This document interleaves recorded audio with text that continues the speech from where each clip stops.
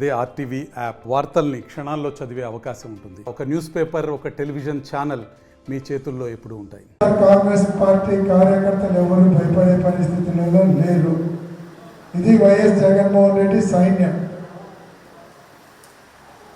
భారతదేశంలో ఏ నాయకులను చూస్తే పెద్ద పెద్ద లీడర్లు, జాతీయ స్థాయి నాయకులు భయపడి ఆమెకు భయపడి ఎదురు తిరగకుండా ఇంట్లో కూర్చుంటే 40 సంవత్సరాల యువకుడు ఒంటరిగా పార్టీలోంచి బయటకు వచ్చి సోనియా గాంధీని సవాల్ చేసి 16 నెలలు జైలు నుండి బయటకు వచ్చి పార్టీ పెట్టి ఒంటి చేత్తో పార్టీని అధికారంలోకి తీసుకొని వచ్చేటువంటి గడిచి ఉన్నటువంటి నాయకుడు నాయకత్వంలో పనిచేసేటటువంటి వైఎస్ఆర్ కాంగ్రెస్ పార్టీ కార్యకర్తలు ఎవరు కూడా మీకు భయపడాలని కూడా నేను చంద్రబాబు నాయుడు గారికి చెప్తా ఉన్నాను.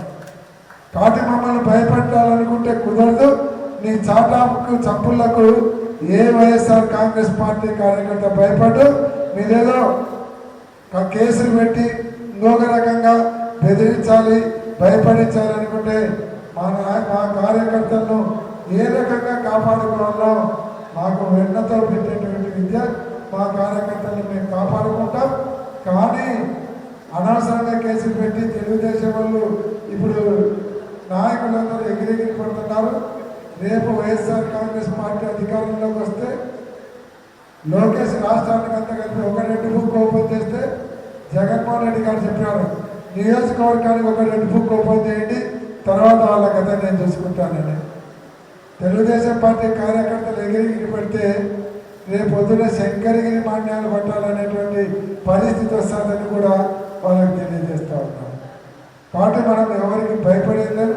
ముందే కర్నూలు కార్యకర్తలు భయం అంటేనే తెలియని కార్యకర్తలు మా కర్నూలు కార్యకర్తలు ఎవరికి భయపడే రకాలు కాదు. ఇది 2012 నుంచి అధికార పార్టీతో పోరాడుతూనే వచ్చేటువంటి కార్యకర్తలు ఉన్నారు. భయం అనేది తెలియని కార్యకర్తలు మా వాళ్ళు, ఆ విషయంలో డౌట్ లేదు. ముఖ్యంగా ఈ క్యూఆర్ కోడ్ విషయంలో మాత్రం ప్రతి ఒక్కరు కూడా దీన్ని ముందర తీసుకొని పోయేదానికి చేయాలి. దాన్ని ఎట్లా డౌన్లోడ్ చేసుకోవాలనేది చాలామందికి ఇక్కడికి తెలుసు.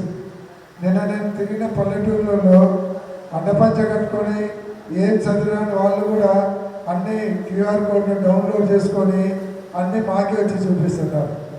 వీడంతా కూడా చదువుకున్న వాళ్ళు ఉన్నారు. అందరు కూడా ఎంతో ఈ సెల్ ఫోన్ పరిజ్ఞానం ఉంది. పొద్దున్న లేస్తే నేను మన ఆఫీస్లో కూడా చూసాను, 10 మంది కూర్చుంటే 10 మంది తలకాయలు కింద కొట్టుకొని సెల్ ఫోనే చూస్తుంటారు తప్ప కనీసం నాకెళ్ళి కూడా చూడరు. కాబట్టి అంత సెల్ ఫోన్ పరిజ్ఞానం ఉండే వాళ్ళందరూ మన వాళ్ళు ఉన్నారు. దాన్ని ముందర తీసుకుపోవాలి. ఇంకా తెలుగుదేశం వాళ్ళ గురించి మాట్లాడాలంటే ఎంతసేపు మాట్లాడతారు. మధ్య నేను పవన్ కళ్యాణ్ ఒకటి ఉన్నాడు. సినిమాలలో ఉన్నప్పుడు ఆయన హీరోగా ఉన్నాడు. రాజకీయాలలోకి వచ్చి అలీ బ్రహ్మానందం లాగా కమెడియన్ అయిపోయినాడు. ఏమనంటే మద్రాసు పోతే నేను మద్రాసులోనే పుట్టి పెరిగినాను అంటాడు. గుంటూరు పోతే నేను గుంటూరులో ఈ స్కూల్లోనే చదువుతండి, చిన్నప్పటి నుంచి విన్నాను అంటారు. ఏదైనా గుడివాడకు ఎక్కడికైనా పోతే ఆ గుడివాడలో నేను పుట్టాను, మా నాయన పుట్టాడు, మా అమ్మ పుట్టిందంట. మా నాయన నాస్తికుడు సూర్యుడు అంటించుకుంటాడు, ఆరాధిస్తే అంటాడు. మళ్ళీ మా నాయన నోట్లో ఎప్పుడు రామజపమే ఉంటుంది అంటారు. మరి ఆయన హీరో అనుకోవాలా, కమెడియన్ అనుకోవాలా, జోకర్ అనుకోవాలా తెలియదు.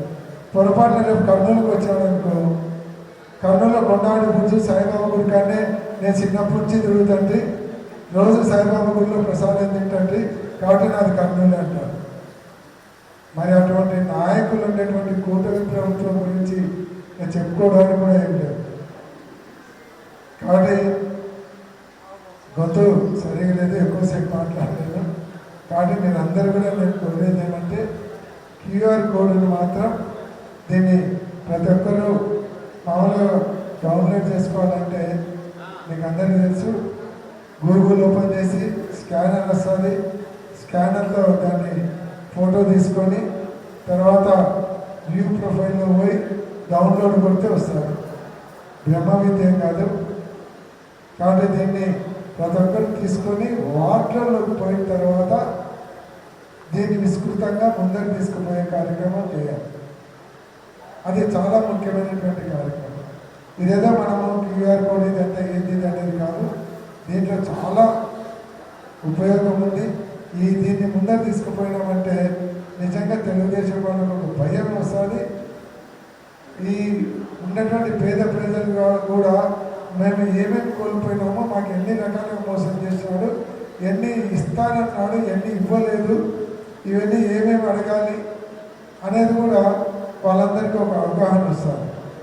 కాబట్టి ఇది ప్రతి ఇంటికి చేరే రకంగా మీరు ఏ రకంగా ప్లాన్ చేసుకుంటారు, సోషల్ మీడియా ద్వారా లేకుంటే ఇళ్ళకు పోతారా, లేదంటే వాటిలో చిన్న మీటింగ్లు పెట్టుకొని తీసుకొని పోతారా చేయగలిగితే మనకి ఇమ్మీడియట్గా రాబోయేటువంటి మున్సిపల్ ఎలక్షన్లలో మళ్ళా 33 గెలవడానికి కొండారెడ్డి బూత్స్ మీద మళ్ళీ వైఎస్ఆర్ కాంగ్రెస్ పార్టీ జెండా ఎగరేయడానికి ఈ కార్యక్రమం మనకు ఎంతో ఉపయోగపడుతుంది. కాబట్టి దీన్ని మాత్రం నిర్లక్ష్యం చేయొద్దు. దీంతో పాటు ఇంకొకటి అతి ముఖ్యమైనటువంటి విషయం, ప్రతి వార్డులో కూడా మనం విలేజ్ బూత్ లెవెల్ కమిటీ ఒక ఏజెంట్ని నియమించాలి. బూత్ లెవెల్ ఏజెంట్ ఇప్పుడు చాలా ముఖ్యం. బూత్ లెవెల్ ఏజెంట్ ఫోటో, వాళ్ళ బయోడేటా కూడా కావాలి. ఎందుకంటే ఇవన్నీ కూడా మనం కలెక్టర్ ఆఫీస్కి ఇస్తాం, పార్టీ ఆఫీస్కి పంపిస్తాం. కలెక్టర్ ఆఫీస్ వాళ్ళు మనకు ఒక ఐడెంటిటీ కార్డు ఇస్తారు.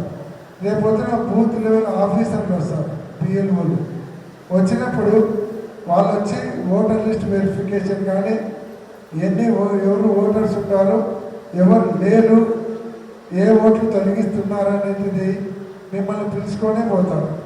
ప్రతి పోయినప్పుడు మన పార్టీ వాళ్ళను ఓట్లు తీసేసే కార్యక్రమం కానీ, మన వాళ్ళని ఎవరైనా కొత్తగా ఎక్కించుకునే కార్యక్రమం కానీ, మనకి ఎక్కడైనా బూతులు కావాల్సిన చోట లేకుండా ఉంటే అక్కడ బూతులు పెట్టించే కార్యక్రమం కానీ మన బూత్ లెవెల్ బూత్ ఏజెంట్లు దాన్ని క్వశ్చన్ చేయొచ్చు. రెండోది బూత్ ఏజెంట్లు అంటే రేపు పొద్దున బూత్లో కూర్చుంటే ఏజెంట్ అనుకోవాలి. మరిన్ని వీడియోస్ కోసం ఛానల్ ని సబ్స్క్రైబ్ చేయండి, లేటెస్ట్ అప్డేట్స్ కోసం వాట్సాప్ ఛానల్ ని ఫాలో చేయండి అండ్ లింక్ డిస్క్రిప్షన్ లో ఉంది.